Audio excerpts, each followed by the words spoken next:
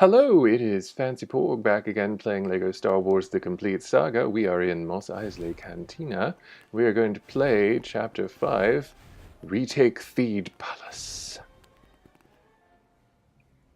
As before, we're going to be playing the story, and I'm going to be trying to avoid the text scroll, which had to load a little bit extra long last time. Managed to get it. As I said before, sometimes the text scroll will spring off the Trade Federation droids that YouTube is using. Queen Amidala is making peace with the Gungans, which I think is one of the best parts. Because it shows that, even though people are different, they can make peace together, and they can do the right thing.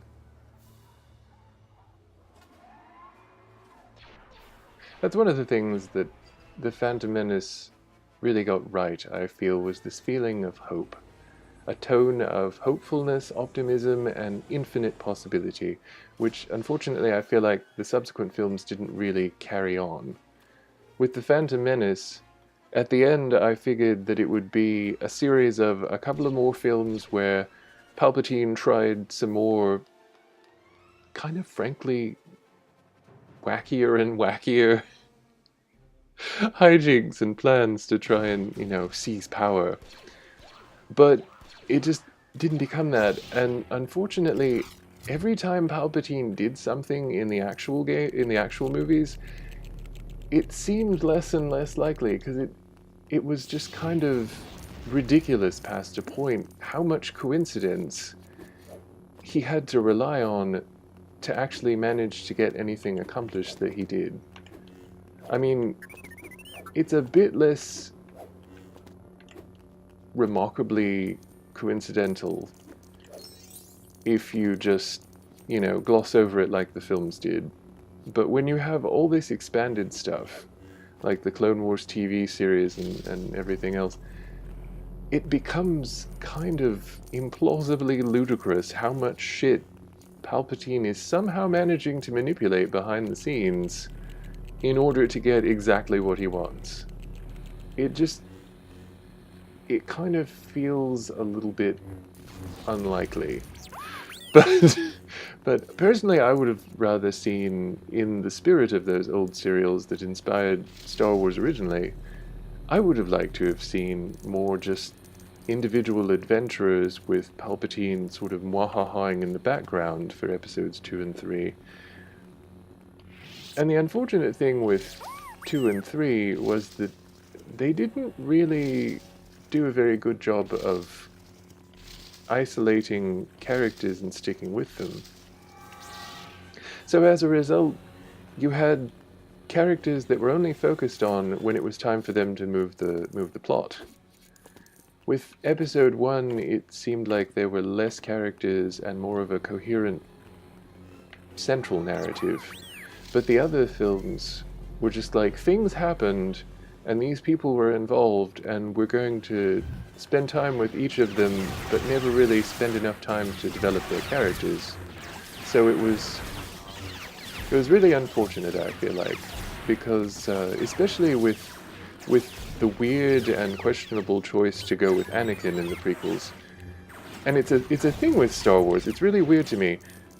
When we know how a character's story turns out and know that he's really a fairly reprehensible person, I don't really care about his story before then, because we know how it ends. Like, we know how it ends up, we know that he's not a good person by any means, but there's just nothing compelling about a flaccid romance with someone who really doesn't have a plausible reason to be romantically attached to him. But we only see these developments when the plot has to move, which makes them seem even more flaccid than they otherwise would. And believe you me, they seem pretty flaccid when you see it in the movies. Honestly, I think the LEGO version of episodes 2 and 3 may be more compelling on the romantic front, if only because they just don't speak and have to convey it through movements and other things. And that was such a cool dodge. I forgot they could dodge. That is so cool. I wonder if there's anywhere to go through here. I guess not.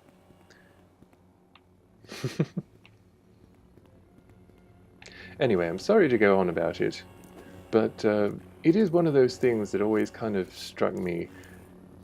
I loved, just absolutely loved episode 1 for all the potential. Like, it had problems, sure, but I loved the potential that it brought. And I honestly wanted to see more adventures of the Jedi and their allies and friends and Queen Amidala and Captain Panaka in the world before it was, you know, all Clone Wars and Order whatever and Senator whoever, and it's just not that much fun to watch politicking. It's not fun in the real world, and it's not really even fun in films, especially sci-fi films that are supposed to take you away from the here and now. But episode 1 did a good job of balancing the whole thing with other things.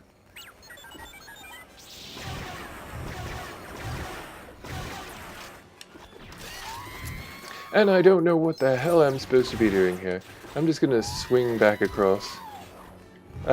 Oh my god, poor R2. R2 is in distress. Okay. Let's swing across again. Yeah, because okay, I know. Switch your characters! Switch your characters! Oh my god! Oh my god, poor R2! Oh, all hell is breaking loose. I'm sorry, R2. I'm sorry. I've let us all down. I've let us all down. Oh my god. Save us, Qui-Gon Jinn. You're my only hope. Oh no, droidekas! Droidekas! Okay, so I've gone from talking about the flaccid romance between Padme and Anakin to this. Okay, everybody get on your thing. Oh, stop hurting R2. Hasn't he suffered enough? He's a fellow droid. You guys should at least be nice to your fellow droids. Okay, I have the feeling that we're supposed to go to the right, but I want to go to the left and see what's there. I wonder if you can... Oh, I guess you can. Is Jojo with us? No? Well, I guess not. Oh well. I mean, I'm sure I can hear you saying, why would you take Jar Jar on a stealth mission anywhere? And you have a point! Alright, Master Qui-Gon. I guess that's all we have there. So let's just continue along, bravely, boldly forward. Uh-oh. There they are, get them? Roger, roger.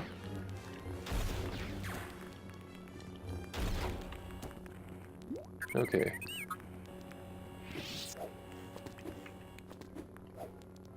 I'm sure that there's something I can do up there.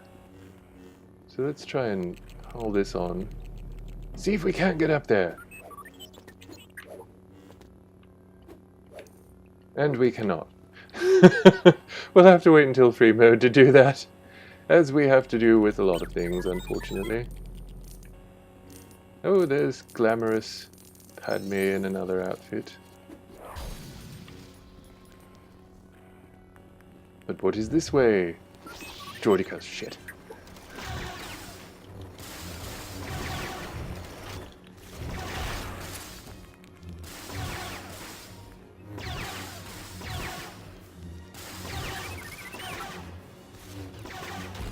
Okay. No more droidekas. Oh, and here's another free mode thing. I guess this can only be done by Sith users. Sith Force users. We got something shooting at us.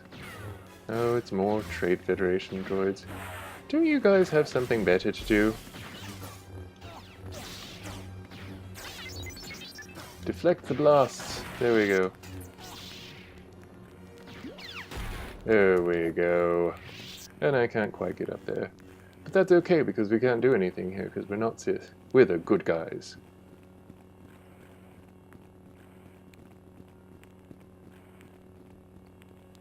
Anyway, I feel like episode 1 more closely embodied the feeling of the serials than episodes 2 or 3 ever did.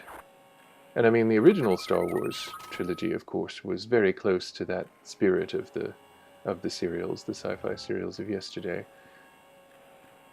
I love R2. He's so cute. Oh shit. Okay. Trade Federation droids, I got this. But I also, aside from the rather poorly presented midichlorian thing, which I still think was not what people took it to be, but was just not presented well.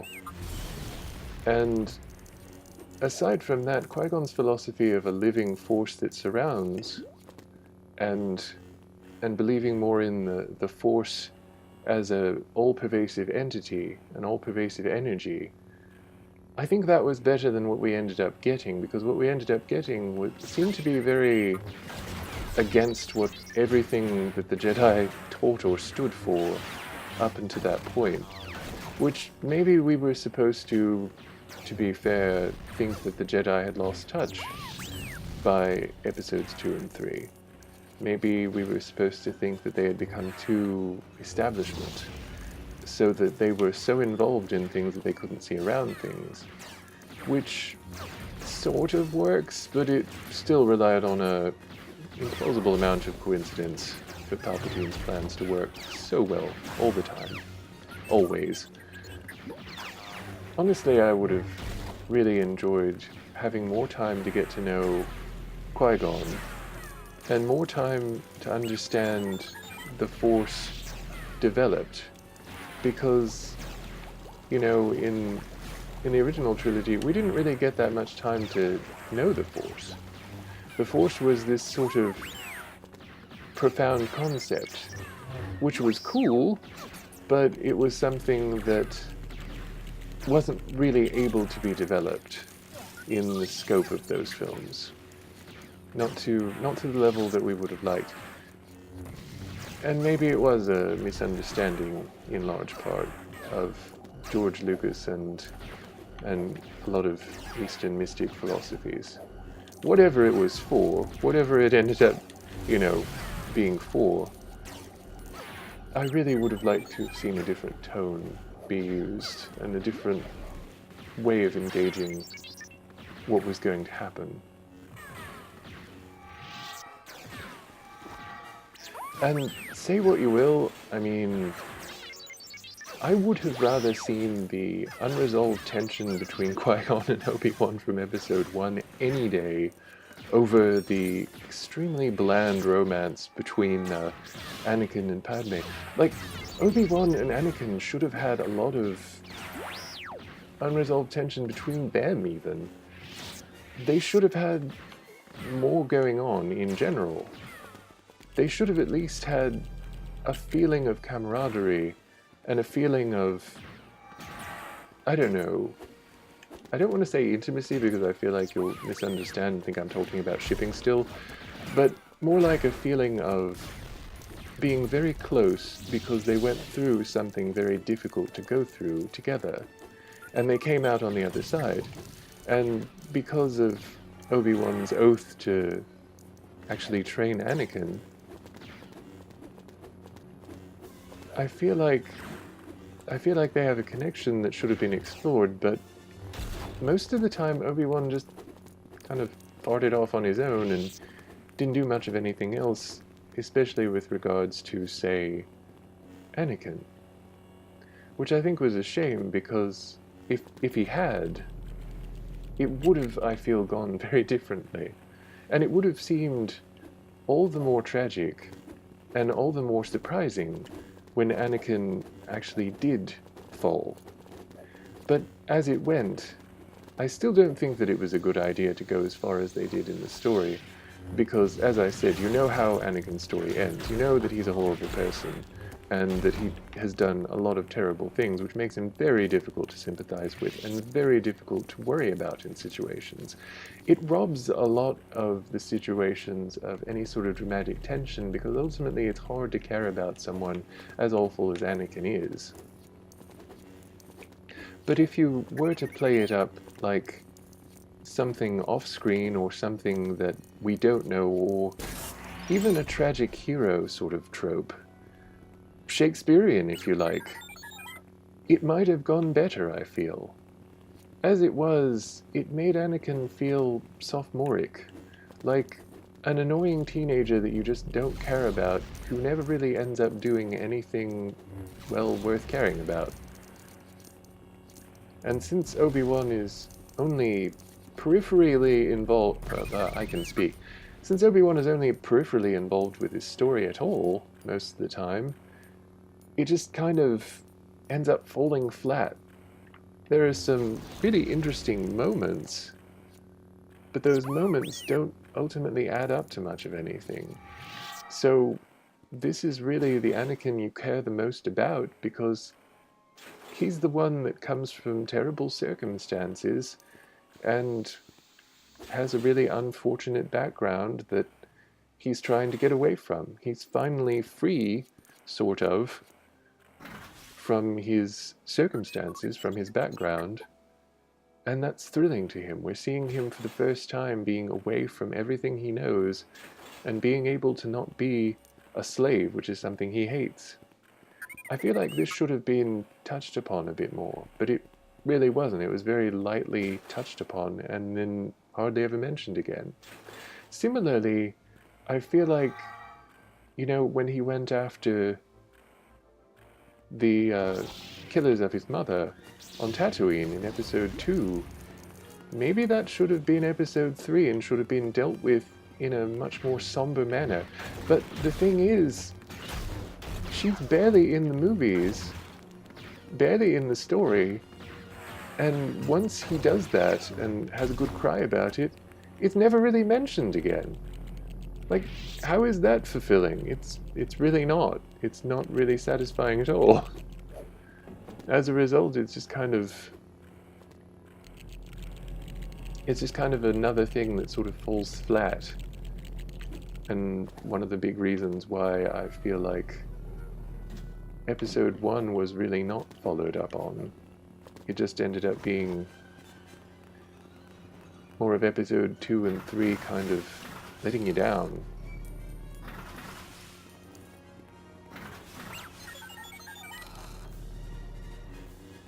Okay, I have no idea how I'm supposed to get down and get everybody back up again, but I'm gonna do this. I'm gonna do this. Trade Federation droids be damned. We are going to manage this. Okay.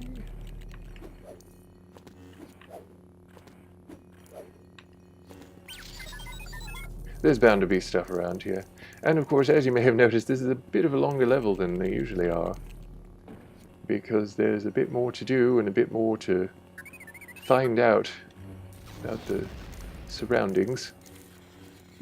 There goes Captain Panaka, Padme.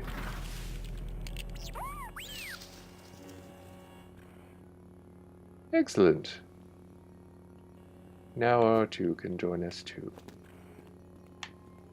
Actually, I'm going to have R2 join us because I want to play R2 because R2 is wonderful.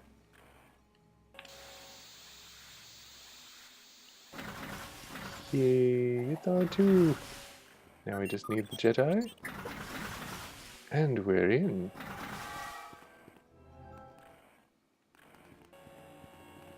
So when they said retake Theed Palace, they meant retake Theed Palace. There is more lightsaber action in this level than you can shake a trade droid at using the Force.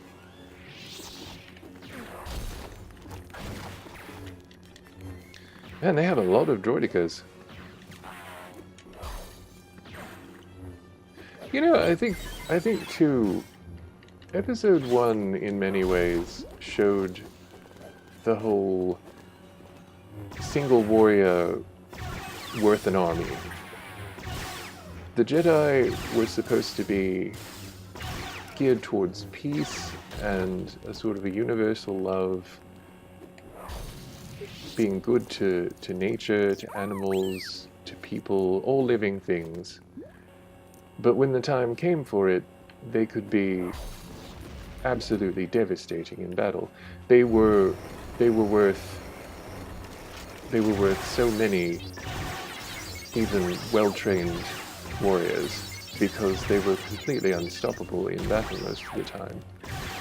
Whereas in the subsequent films, especially in the Clone Wars series, they were regarded as generals and all, and that was good, and they got their moment to do their thing in those, but in Episode 1 it seemed more special.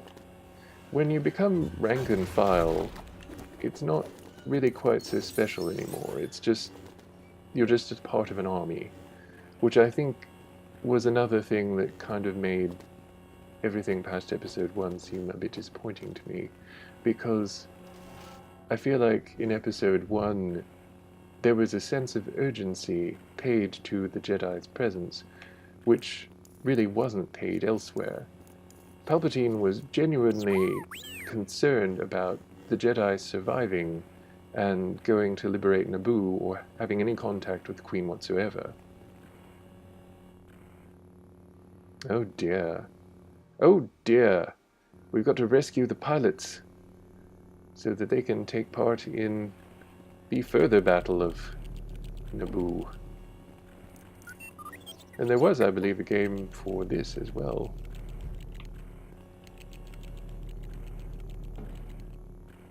Which, as with the pod racing game, I have not played. I have heard it was good. Maybe I'll play it for a Let's Play sometime.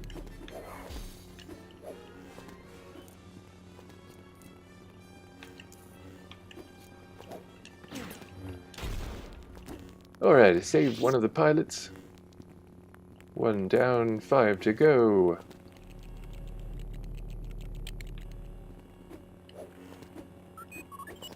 You know, I like the LEGO Star Wars games because when you're getting story essential elements, usually they will at least provide you with things like these steps, so you don't have to go just crazy with the platforming elements, which I know some people are not good at, some people don't really like, and I'm sure that a lot of their audience, which are families and young players, just probably don't have the hand-eye coordination or timing to get.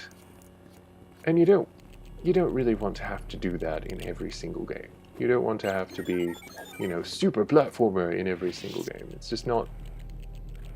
If that's what you come for, that's great. But it's not going to be what everyone comes for. And certainly the people that would want to play a game like LEGO Star Wars would probably not be clamoring for more of that. LEGO Star Wars is more of a game where you have a lot of things that you can do and you have a lot of variety. So it gives you what I think most people would want in a tie-in game, because it gives you all these things that you can do. And as the games went on and got more advanced, so too did the things get more advanced that they offered you to do. Like the pod racing, for example, which I believe wasn't in the original version of the LEGO Star Wars that had the prequels. But I know that there were some vehicle-related things that were not in the original game, but ended up in the complete saga.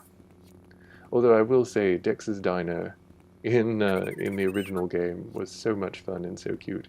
Although I do love the Mos Eisley Cantina, I do kind of miss Dex's Diner, and I wish that they had popped it in somewhere, you know, like as a hidden Easter egg or something. So if you get the chance, play the original release of LEGO Star Wars. That is, if you're not a rabid hater of the prequels, and see Dex's Diner. So we've got one more of these pilots, and I have no idea where the hell he is. Just none. Absolutely none. Okay, we need Captain Panaka. Let's get Captain Panaka.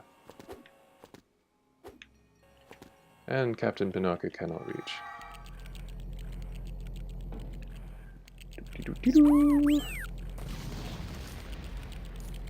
I guess I'm blowing these ones up. I didn't think I was going to do that, but, you know, this is how the games surprise you. And this is how, as a Jedi, for example, you have to be able to be surprised.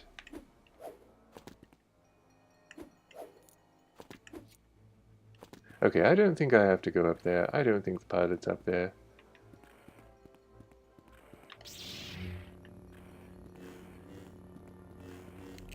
What else are we doing? Are we blowing this thing up? Yep. There we go.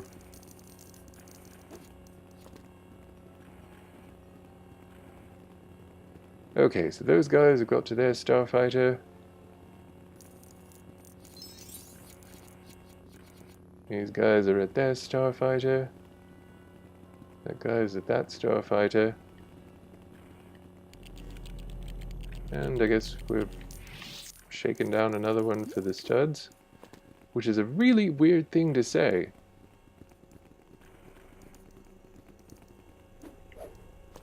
Okay, so that's that one.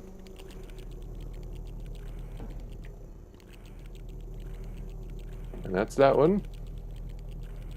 And that's that one. Wait, actually, I think we should do it in this order, because we'll actually be able to get up there with this order. Even the earlier games tried to reward creativity and critical thinking, which I think is good. Okay, piss off, droid. You bug me. Alright, we got them! We've liberated all the pilots to take part in the Battle of Naboo. All characters except droids can get into vehicles. And we'll just hoof it across this hangar, because for whatever reason they're waiting for the go-ahead from the Jedi. I have a feeling that it's going to be R2 to do this, so I will take control of R2 because I love any opportunity to take control of R2. Who is darling and adorable and genius. Utterly delightful. A great droid. Oh, more droidekas. Like I said, they've got droidekas coming out their ass. Honestly, they're doing a lot better than I usually do fighting these things. I think I have to do like a leaping thrust into the ground or something. Alright, Anakin, there you go. Good job. Good job. We have retaken Thebe Palace. We kick ass. That was a long level, but I enjoyed it. We got Battle Padme, Battle Queen, R2, we got R2-D2, yay! I love R2 so much. I love the droids so much. Like, I cannot even begin to say how much I love the droids. I find them so adorable. Well, we've had another fun episode here with LEGO Star Wars The Complete Saga, and I hope you'll join me for next time. Support me on Patreon or Ko-fi if you like what I do. Follow me on Twitter and other social media to keep up with me. I will always keep you posted wherever I can. I really appreciate those of you that have shown your support so far, and I really appreciate any future support. If you like my art style, please consider getting an art piece from me. It's usually very quick going, very affordable, and a lot of fun. I will see you next time here on my channel. I am FancyPorg. May the Force be with you.